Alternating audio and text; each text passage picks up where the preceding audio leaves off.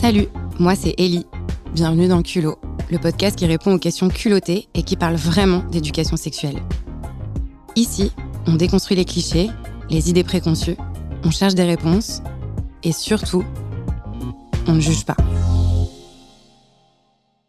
Enfin, on juge pas. Moi, je me suis fait pas mal juger quand j'ai raconté à mes amis que le rayon équitation de Decathlon permettait de s'équiper en cravache sexy à prix super accessible. Vous auriez vu leur tête ? J'ai dû tout leur réexpliquer depuis le début. Parce que le BDSM, en fait, mes potes, ils y connaissent rien. Comme les 2/3 des Françaises et des Français. BDSM, c'est 3 acronymes. Le B et le D pour bondage et discipline. Le D et le S pour domination et soumission. Et le S et le M pour sadisme et masochisme. En gros, ça rassemble différentes pratiques qui consistent à jouer sur la relation entre les partenaires et la limite entre plaisir et douleur. Bon, c'est en très très gros. Ça regroupe plein de catégories et de sous-catégories complexes et très différentes. Même si spontanément, si je vous dis BDSM, on a le cliché de 50 nuances de grès, avec une personne attachée, les yeux bandés, et l'autre qui la fouette avec un sourire sadique. Et où tout le monde est habillé en cuir et en latex. On oppose souvent les pratiques BDSM aux pratiques dites vanille ou vanilla in English.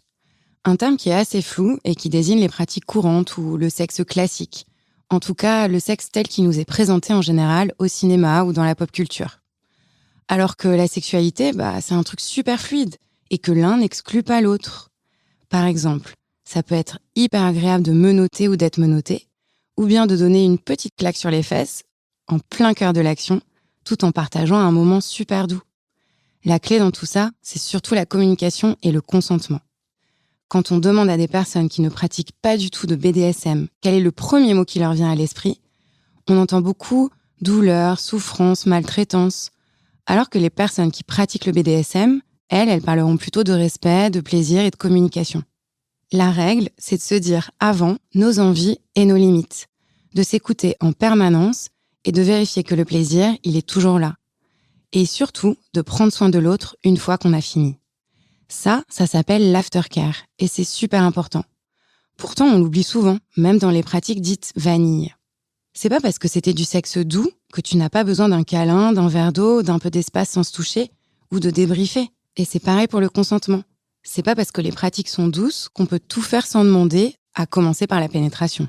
En fait, le but, c'est de créer un espace safe pour explorer ses sensations en respectant son propre corps et celui de l'autre. Une fois que tu as bien ces bases-là en tête, donc je répète, respect, communication et aftercare, là tu peux te lancer. Et là, mes potes, ils m'ont fait des yeux ronds en me demandant ce que j'avais comme équipement. En fait, si ça te tente, t'as pas besoin d'équipement. Une écharpe pour attacher les poignets ou bander les yeux. Bon, attention quand même à pas trop serrer. Et puis, c'est parti. Après, si tu préfères commencer avec des objets faits exprès pour ça, un kit pour débuter, en général, c'est une paire de menottes réglables, un bandeau pour les yeux et une bougie qui est faite exprès pour ça. Mais le mieux, c'est de mettre la main à la pâte. C'est hyper dur de faire une belle fessée bien placée, qui claque fort, mais qui fait pas trop mal non plus. Ça demande un peu d'entraînement. Le mieux, c'est d'explorer en pinçant, en serrant, d'abord tout doucement, et puis de plus en plus fort, par paliers. Moi, il y a un jeu que j'adore, c'est le jeu des 10. 10 fessées, chacune de plus en plus fortes. Et c'est toi qui choisis si tu veux la suivante. En fait, ça permet à la personne fessée d'explorer son niveau de sensibilité, tout en gardant le contrôle sur ce qu'elle accepte, et à l'autre personne d'apprendre à avoir le bon geste et à doser sa force.